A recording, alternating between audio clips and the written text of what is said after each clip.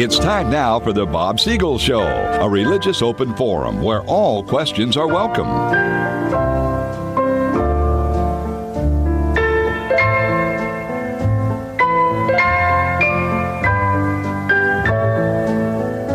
And now, here's your host, Christian apologist, Bob Siegel. And this is Bob Siegel. So, you'd like to believe in God, but you wonder where God is, or could he even exist with all that's going on in the news? Honestly, it seems like every 2 days, there's something. There's police shootings in Dallas, police shootings in Louisiana. There's terrorist attacks in Nice, France. It goes on and on and on. Well, the good news is, despite all this, God is still on his throne. And here, I'll prove it to you right now. If God were not still on his throne, how could I have a guest as good as my good friend, Jim Berrier? Jim, welcome to our program. Wow, there's an intro. I'll try to live up to that. And you know what, Bob? I have a lot of things. I will get animated in a little bit, but I have a heavy heart because, as you mentioned, it's just every other day there's something atrocious. And I think we've become numb, we've become callous, because it's even happening on our soil. And we're not even, we're in such a state of shock that it just doesn't faze us now, it seems. It's just every other day there's a terrible thing. Either there's a bombing somewhere, there's police shootings, it just is weighing very, very heavy on me. And so I know we have some things to talk about tonight, but I just wanted you to know that those things are just hard for me to shirk off and put aside and to ignore. It's just very, very difficult times we're in right now. Yeah, well, they weigh on me too, my friend, although my mind does other mental gymnastics, because I think it would be so easy for President Obama one of these days to just declare martial law with all. In fact, if Trump wins the election, and I think there's a good chance now that he might, there will be riots all over the streets. We're going to see riots this week during the convention.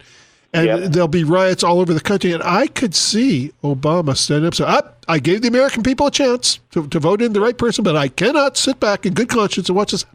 I'm not saying he would get away with that. I'm saying there's nothing about this man and his ego which makes me think that he isn't at least considering it. And he's already done such similar things with executive orders. So it's not just the horrible tragedies, it's the way they could get exploited and perhaps make things even worse.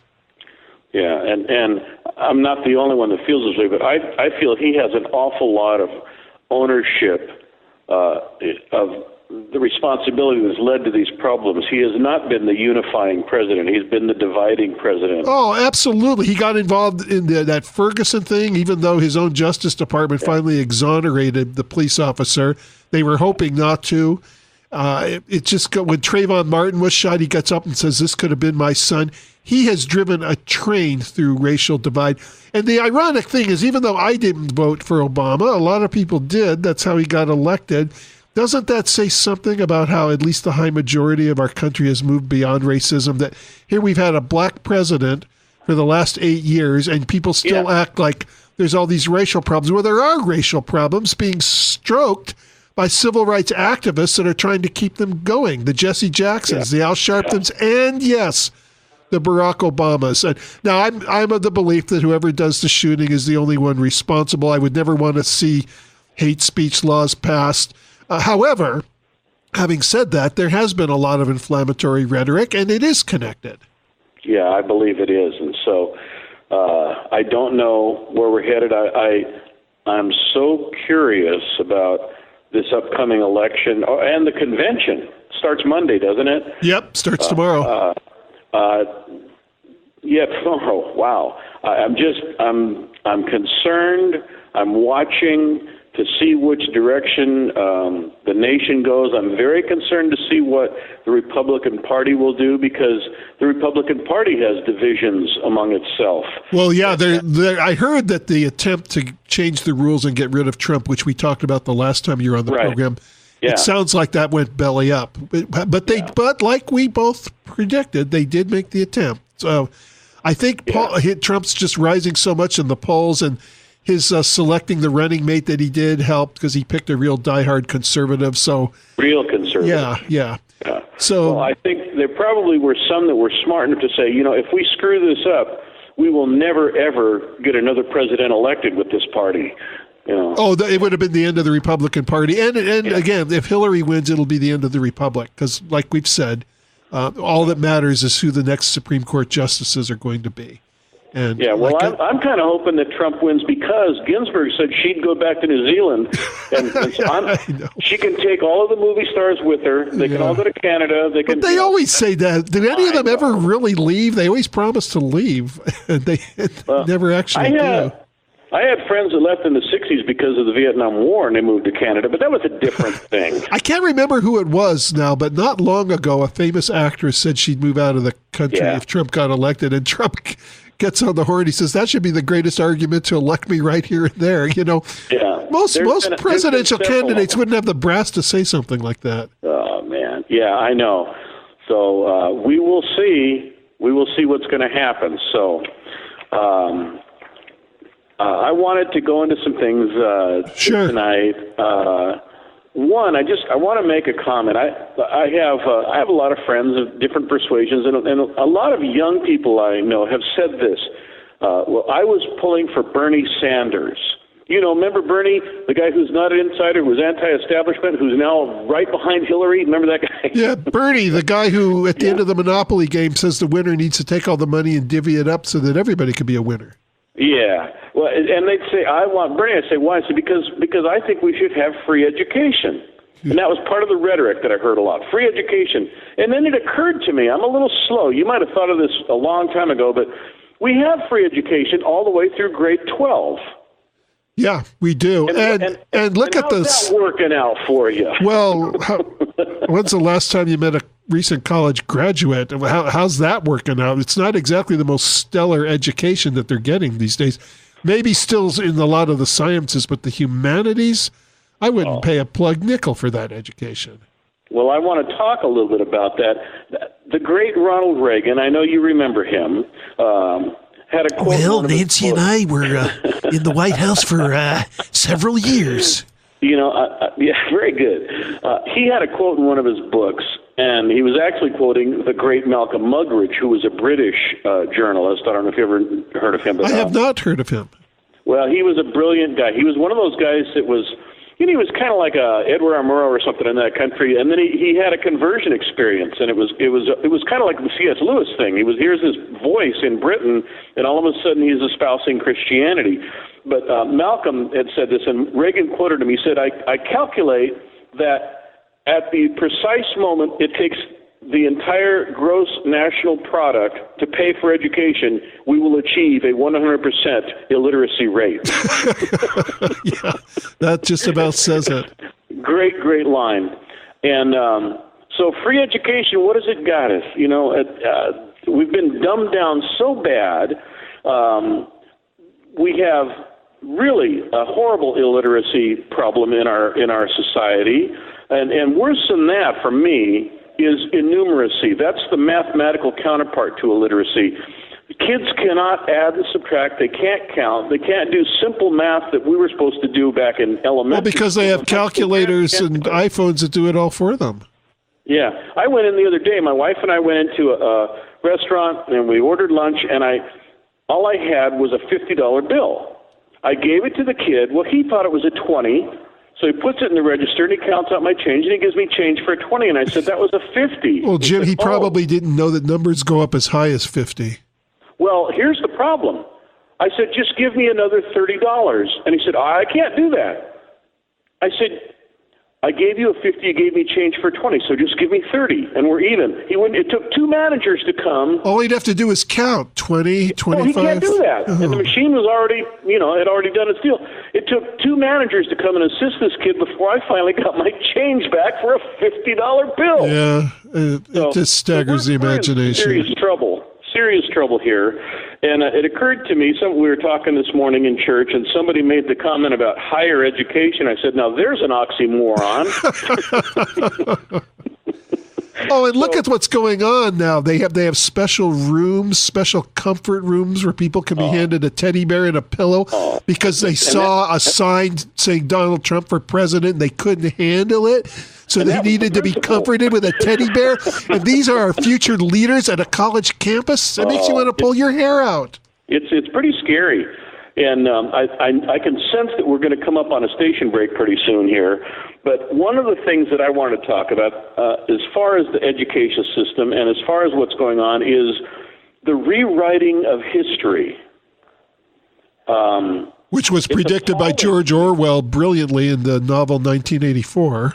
Yeah, and which was that came and went, and we're there. I mean, Big Brother is everywhere. You're being watched, you're being listened to, and I'm not just paranoid. The technology's out there, and if I'm on the list of being a suspected enemy, they can find everything about me that they want to know, and they can listen in on my conversations, and it's crazy stuff. And it's not about burning books anymore. They can just delete computer files because the day will come where everything will be digitized. So it's getting easier to rewrite and delete history. What are books? Yeah, a lot of people don't even know what books are even today. Well, and that was another one, H.G. Wells, the time machine. When he got into the future, they didn't have books. And remember in Wells' version of the future, the people were stupider? It was exactly. You would have thought they'd have been brilliant, and they were the dumbest people he'd ever met, and that was the future. They were being raised like cattle, yeah. And I grew up reading all of those things. I read all the Orwell, all the Huxley, all the H.G. Wells, all of that stuff. And so that's probably why I'm so cynical. Okay, well, I'll let you be more cynical when we return.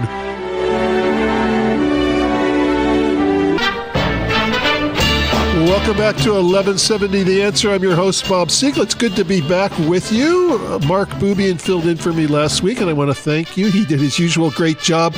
I do, however, have a bone to pick with my substitute co-host. Every time he fills in for me, he announces that I'm away at Disneyland. I want to set the record straight. I was not at Disneyland. I love Disneyland. Many times when I've been away, I have been at Disneyland, but Disneyland's become Mark's default button.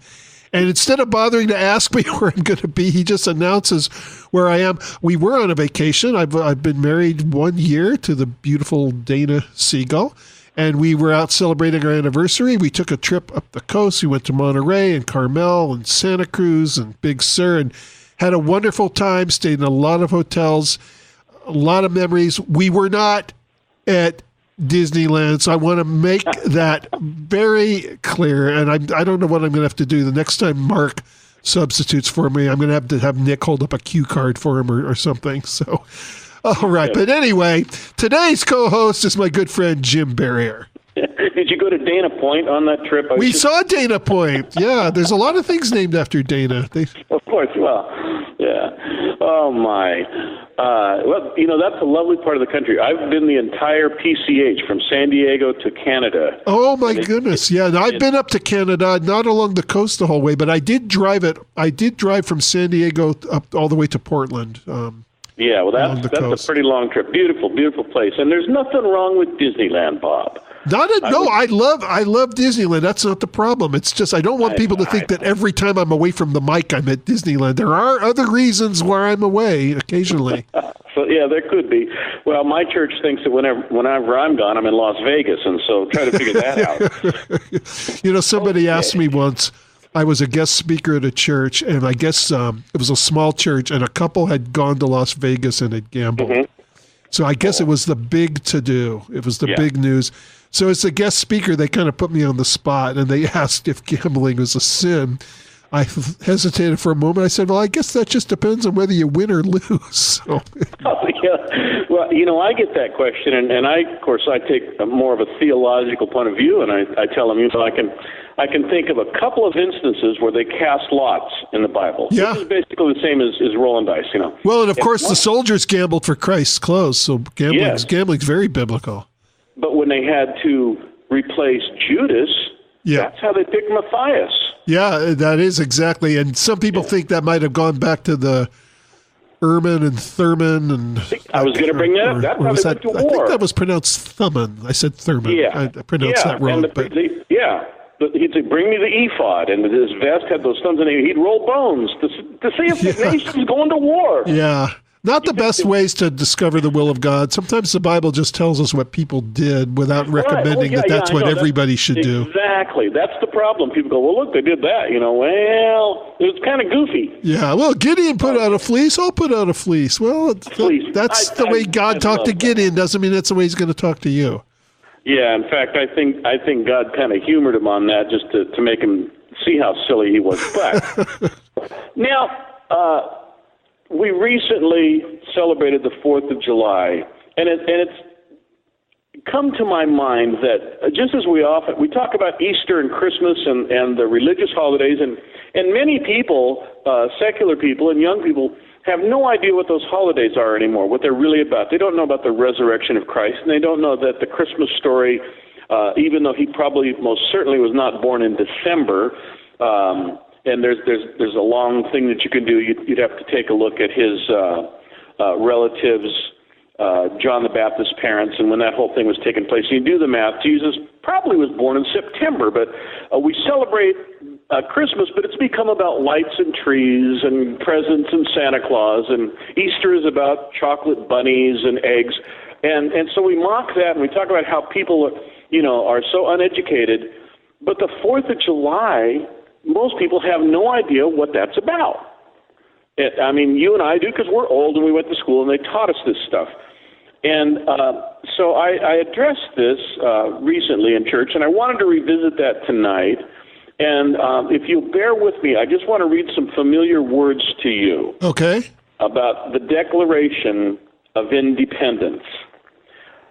And it starts off this way. When in the course of human events it becomes necessary for one people to dissolve the public bands which have connected them with another and to assume among the powers of the earth the separate and equal station to which the laws of nature and of nature's God entitle them, a decent respect to the opinions of mankind requires that they should declare the causes which impel them to this separation. And then it goes on.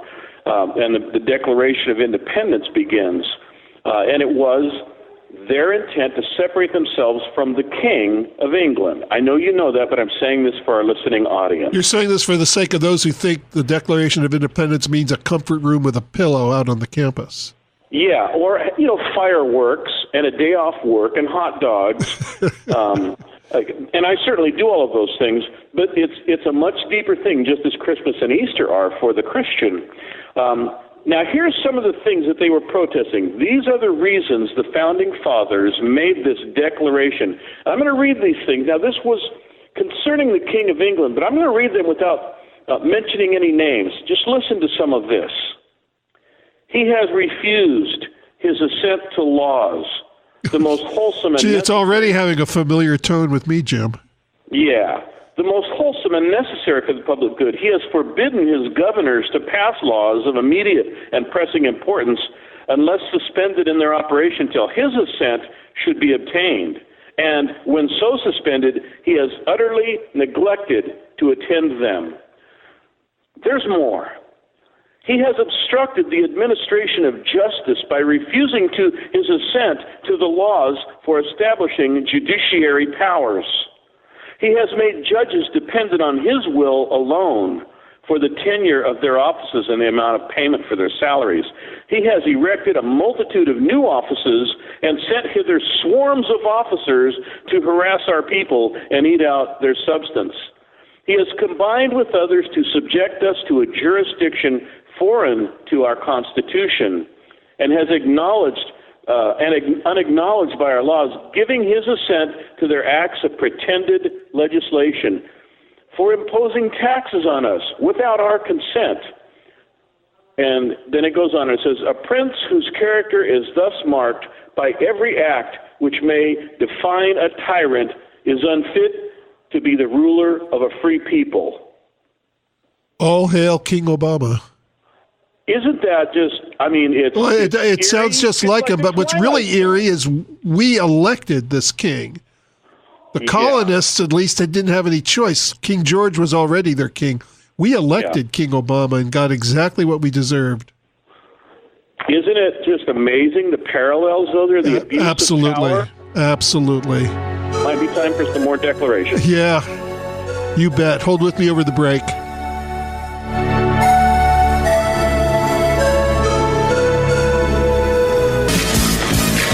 Welcome back to the Bob Siegel Show with Jim Berrier. Hey.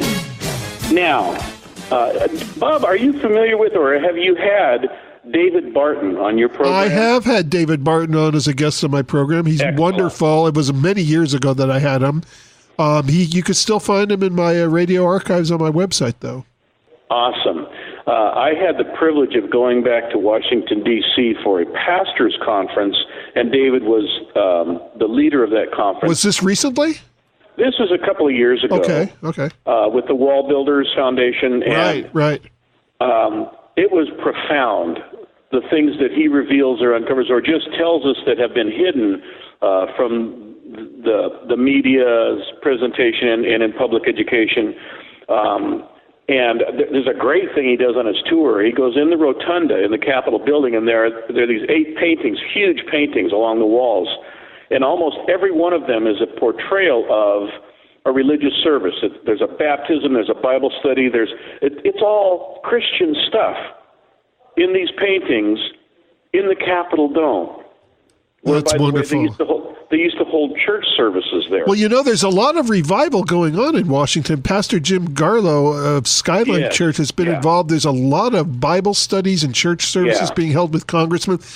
This is giving me some hope. In fact, when Trump gave his speech where he was announcing his running mate Pence, he mentioned the Johnson Amendment. I don't know how many of our listeners are aware of that, but this idea that churches aren't allowed to talk about politics, that's not actually found in the Constitution. That law is only as old as when Lyndon Johnson was running for Senate. Churches were speaking out against him. So after he became a senator, knowing he was going to run for re-election, he passed this amendment that didn't allow it. Of course, it's never followed accurately because liberal churches will get up and support liberal candidates all the time, but they really clamp down when conservatives try. But here we have a presidential candidate with the guts to get up and say, I'm going to repeal the Johnson Amendment. Of course, you better appoint a few justices also, or that repeal will get overturned by the courts. But I'm finding it very refreshing, refreshing. And I'm starting to have some hope for what might happen, short of Obama declaring martial law at the last minute and raiding the game. Hope, I would say, a guarded hope. Well, some of the things I garnered from David Barton's work are some quotes from the signers of the Declaration of Independence. And I just want to read a few of these if I may. Okay. I'll tell you who they are after I read the quote, because some of them will surprise you. The general principles on which the fathers achieved independence were the general principles of Christianity. That one has to be Nancy Pelosi. You can't fool me, Jim. That I then believed and now believe that those general principles of Christianity are as eternal and immutable as the existence and attributes of God. John Adams. Yeah. Signer of the Bill of Rights. Here's a good one. I conceive we cannot better express ourselves than by humbly supplicating the supreme ruler that the confusions that are and have been among those nations may be overruled by promoting and speedily bringing in the holy and happy period when the kingdoms of our Lord and Savior Jesus Christ may be everywhere established, and the people willingly bow to the scepter of him who is the Prince of Peace. Samuel Adams. And I thought he just made beer. Here's a good one. I'm going to give this away. I have heard people say, and they say it just emphatically, well, Benjamin Franklin and Thomas Jefferson were atheists. Yeah, that's a bunch of malarkey. Listen to what Ben Franklin says. As to Jesus of Nazareth, my opinion of whom you particular desire, I think the system of morals in his religion as he left them to us is the best the world saw or is likely to see. Ben Franklin, atheist. Yeah, well, one of the reasons people say that about Franklin and Jefferson is they say, well, the men were deists, and a deist today is somebody who does believe in God. I don't know if anybody could seriously claim they were atheists, but a deist today is somebody who believes in God, but a God who doesn't involve himself in our personal prayers. Exactly. But Franklin talked so much about providence, you realize that there was a different kind of deist in those days. In those days, a deist was somebody who denied the Trinity. So it is true that Franklin and Jefferson probably wouldn't pass our litmus test as an evangelical Christian, but they did believe in providence, and they did absolutely believe in a God who involved himself in human affairs. Listen to what Thomas Jefferson says. The doctrines of Jesus are simple and tend to all the happiness of man. The practice of morality being necessary for the well-being of society, God has taken care to impress its precepts so indelibly on our hearts that they shall not be effaced by the subtleties of our brain. We all agree in the obligation of the moral principles of Jesus, and nowhere will they be found delivered in greater purity than in his discourses. Thomas Jefferson, deist, ladies and gentlemen. These guys must just be turning in their grave to see the Harry Reids and Nancy Pelosi's that are filling their shoes now. It's just shocking to me what has happened in a really a short period of time. Can I give a few more founding fathers? Sure, absolutely. We have time. Okay, here's one. I now make it my earnest prayer that God would most graciously be pleased to dispose us all to do justice, love mercy, and demean ourselves with that charity, humility, and pacific temper of mind, which were the characteristics of the divine author of our blessed religion. He was quoting Micah 6:8. George Washington, father of our country, said that. Yeah, and George Washington had also, I don't remember the exact words of the quote, but he had predicted that the day the nation turns away from God would be the beginning of the downfall of our nation. In the chain of human events, the birthday of this nation is indissolubly linked with the birthday of the Savior. The Declaration of Independence laid the cornerstone of human government upon the first precepts of Christianity, John Quincy Adams. Yeah, where's the separation of church and state here? They did. There was no such thing in their minds. Yeah. I know. And here's one. Now, this guy's famous for saying, "Give me liberty or give me death." But Patrick Henry also said, "The great pillars of all government and of social life are virtue, morality, and religion. This is the armor, my friend, and this alone that renders us invincible." So, some of these things have just left us. They're out of the history books now. Yeah, well, it's because they're not studying history. Like you said at the beginning of the show, It's now historical revision. We'll be right back.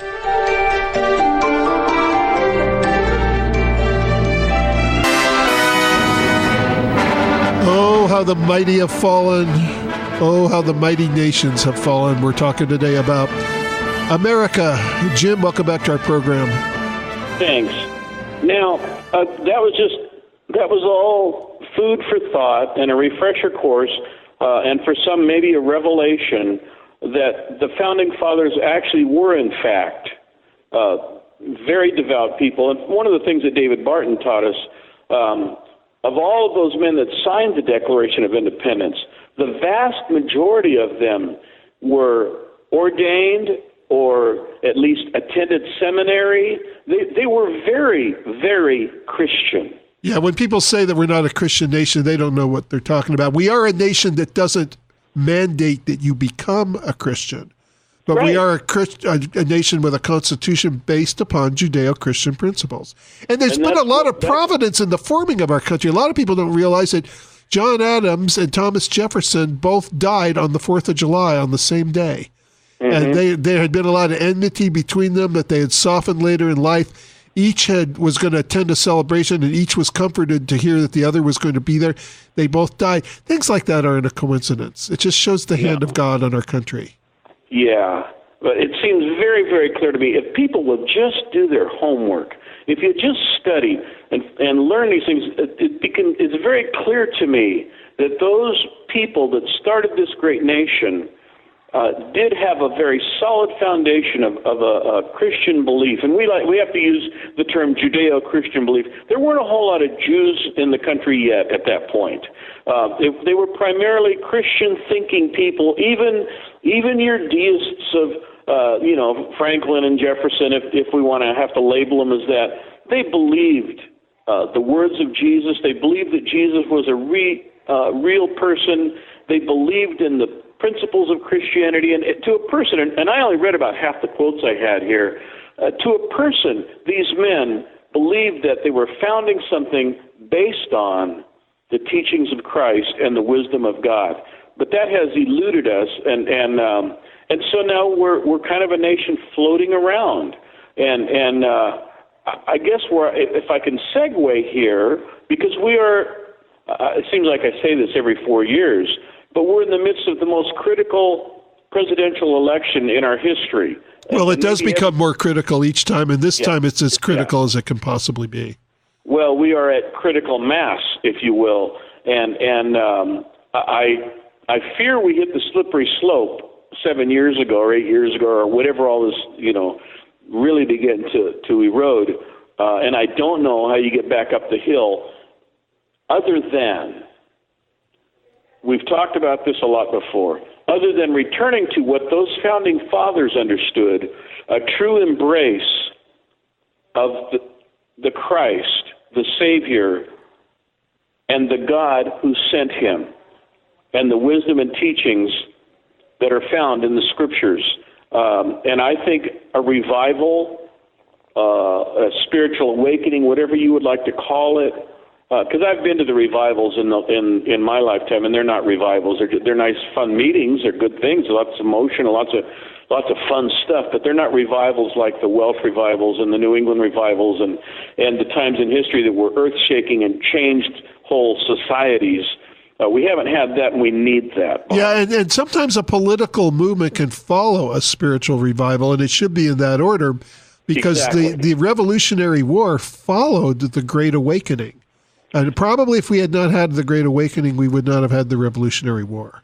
Absolutely. The abolitionist movement and the Underground Railroad traces its roots to the Finney revivals in New England, because he preached against slavery, and it was Christians who led the way. And yet look at all you talk about historical revision. It's now taught in our universities that the Bible is a book that promotes slavery. I had an atheist on my show one time telling me that. I said 3 places in the New Testament is slavery condemned. He goes, "Oh, I don't think so." This guy was a scholar, a Greek scholar, and he did not know that the New Testament condemned slavery. And now it is true that the New Testament wasn't going to ask slaves to have a violent uprising. They didn't want a violent revolution on their hands, but the apostles spoke against slavery. There were peaceful ways for releasing a slave.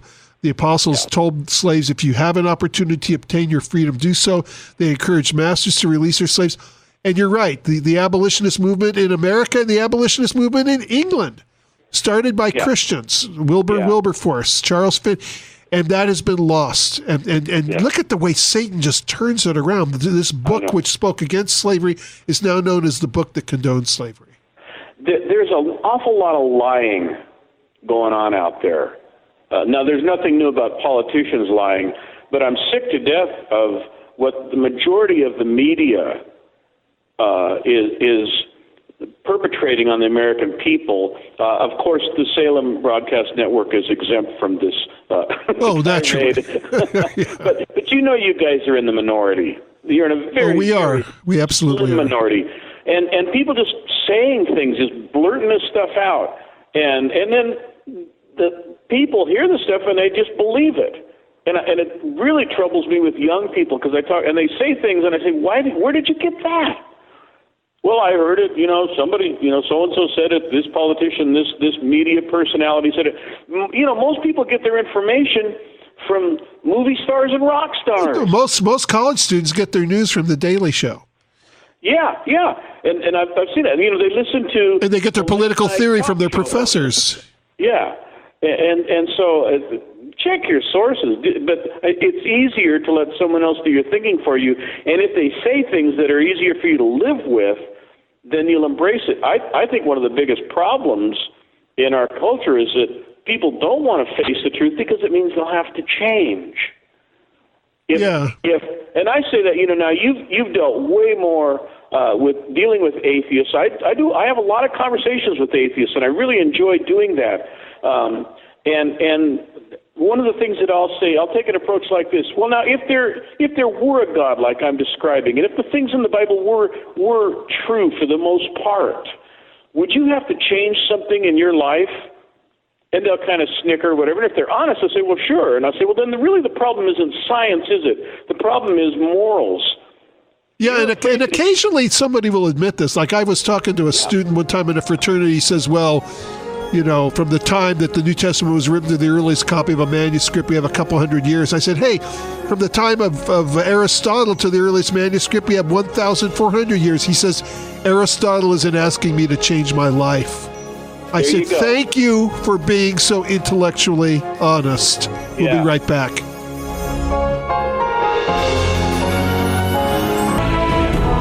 Welcome back to the Bob Siegel Show with Jim Berrier. Jim, we're down already to our last segment. I know. It happens every time, doesn't it? By the way, and this is my disclaimer, I do not get paid to be on this show. Friends, buy the dangerous Christmas ornament. Buy several copies and use them for gifts for it. Before you know it, we're going to be in the Christmas shopping season. It is a great book. It makes a great gift. So that's my plug. Oh, that's very nice of you to say that. You've plugged my... Well, that's why I keep having you on, even though I'm not paying you.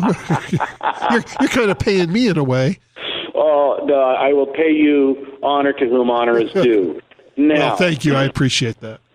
So closing here tonight, we've been all over the board, but that's what happens when you and I talk. By the time I'm on your show again, the Republican convention will have been history, and the process will be started, and we'll be on the road.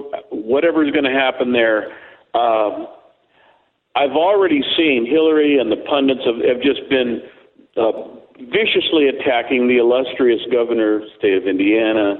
And what's going to happen when we come out of that thing? And hopefully there won't be any bloodshed outside or riots, but there's no guarantee on that. What do you think? Do you have any sense of or prediction of what's going to happen coming out of there? Will the party be unified? Will there be some hope? What's your gut feeling? My gut feeling is that the party will be unified, and even though horrible things are going on with these police shootings and constant terrorist attacks, they are better for Trump's campaign. That's a horrible thing to say. But we know that Obama and Hillary did not keep this country safe. She was our Secretary of State. He was our president. It's just better for Trump. I think because he picked Pence, Governor Pence, as his running mate, I think there is going to be some unity in the party. The George Bushes still won't go to the convention, but I don't think that's going to matter. And I think there's a really good chance that Trump's going to win, and I think Obama's going to try to do something to subvert that. I do believe, unfortunately, though, that Obama winning will bring riots all over the land, and there'll be a lot of riots this coming week. I did hear something kind of heartening, though. Aside from the law being on top of it, there's a bunch of motorcyclists. Yeah. A bunch of vets, and they're saying they're going to go and they're going to just stand there and they're going to be a wall between the people and the police. That's what maybe needs to happen. We need to have enough protesters on the other side, not to be violent, but to be there as an antidote to the violence. And I got to say this, Jim, I am so sick and tired of the Black Lives Matter movement. And I know somebody can quote me out of context, so let me just quickly say, of course I believe Black Lives Matter. I believe all lives matter, but that's the problem. It's not politically correct anymore to say that all lives matter. You've got to only say that Black Lives Matter. That movement was started because of Ferguson. That policeman was exonerated. Most of the policemen in these high-profile cases have been exonerated, in some cases by black judges, but it's completely ignored. And when a movement had its inception in falsehood, I'm sorry, I know there's a lot of innocent people that innocently go along with it, but I am so sick and tired of that movement. We're going to see it this week outside the convention. They're going to scream, and they're going to call Trump a racist. And, you and I have talked about Trump before. We both have a lot of problems with Trump. But he's not a racist. Or if he is, he hasn't said a racist. Things he said have been misconstrued, quoted out of context. He does say stupid things. He speaks without a filter. The man has not uttered one single racist word. Nobody who's worked with him over the years has viewed him as a racist or viewed him as being anti-feminist, but that's going to be the spin. And they're saying all the same things about Pence already, and the guy's about as mild-mannered as they come. I mean, you practically fall asleep listening to him. He's the opposite of Donald Trump. They're saying all the same things again. Oh, the war on women. I'm so sick and tired of these slogans and pithy sayings. War on women, Black Lives Matter. It's bumpkin for the masses. It's sound bites for people who don't know how to think. And it's effective. It's very effective because we're a nation now that lives on Twitter. Yeah. I just saw today, apparently one of the officers that was killed in Baton Rouge was a black man. Oh yeah. Well, that's the thing. And three of the police officers that were accused of the guy that died inside the police van, three of them were black. And it finally was. These cases are now getting thrown out of the courts, although they're being tried one at a time. I think they have another 3 to go. It's ridiculous. In a lot of these cities, the mayor is black, the chief of police is black. Doesn't matter. Doesn't matter. But sadly, as you said, people believe what they read on Twitter and Facebook and wherever else, and you and I are on Facebook. We'll admit that, but I'm concerned at where we're going. But I'm going to watch and see what happens with the convention, and more kind of see what the response is. Personally, I think it might be a bonus that Bush is not attending because there's so much anti-Bush sentiment. It might speak to some of those independents and people who are tired of the same old thing and go, well, if Bush isn't there, maybe I ought to pay attention to this guy. That does remind me of one other thing, though. One bad piece of rap that Bush did get when we kept hearing about there were no weapons of mass destruction. There absolutely were. I encourage anybody to go to my website. I have documented this with an article. They found weapons of mass destruction. Now, the Bush administration did lie, but people have the wrong lie. They had weapons of mass destruction, but they are weapons we had sold to Iraq when they were at war with Iran, and we didn't want to admit that the weapons we were warning people about were. It's been absolutely documented by Israeli intelligence, by the guy that was in charge of the Air Force under Saddam Hussein. And so this idea of Bush lied, people died, and even Trump's is on that bandwagon too of the Bush lied. So that needs to stop. Having said that, Bush was a mediocre president, and I don't like the fact that Jeb Bush is being a sore loser, and he won't take the very pledge that they forced Trump to take about supporting the candidate. Yeah. And he's not the only one. That disappoints me. But it just, the spin is what's effective. So I'm hoping that there will be some momentum that'll come out of this. And I'm amazed to hear myself saying this, but because I've been very, very cynical about Donald. I do like the fact that he speaks his mind, as you said, without a filter, and he says things that an awful lot of Americans really do embrace, and I think they like his candor. But and I like the fact that no one is buying him. There's nobody in his pockets because he's got money of his own, and all of those things. But I don't know how truly conservative he is. I don't know what kind of president he will make. But I'm sorry I have to say this. It's better than the alternative. Yeah, well, he's not a conservative. He's a populist, but he is surrounding himself with a lot of conservatives. So you never know. And we like the fact that he speaks without a filter, but then there's other times you listen to him and you go, a filter might have been helpful this time. Well, JFK picked LBJ as his running mate so that he could pull in some of those votes that he was not going to get. Yeah, exactly. And that's what he did, which means Trump's listening to somebody right now. Yeah, that's old politics. There's nothing new about that. But, what did you think of the FBI exonerating Hillary Clinton? Well, they didn't really exonerate. They gave this list that indicted her that said, but we're not going to prosecute her. Why did you bring that up? You had to say that. I just threw up in my mouth. But you know what? I think it seems to be backfiring because it's just reinforcing this idea that we're living under an unjust government. And I think it's sickening people so much, it's probably going to affect Hillary's campaign. So to answer your question, I think it will be a unified convention. I think it'll be a violent convention. I think Trump has a chance of winning. but only God knows what President Obama will do at that point. We'll see you next week, everybody.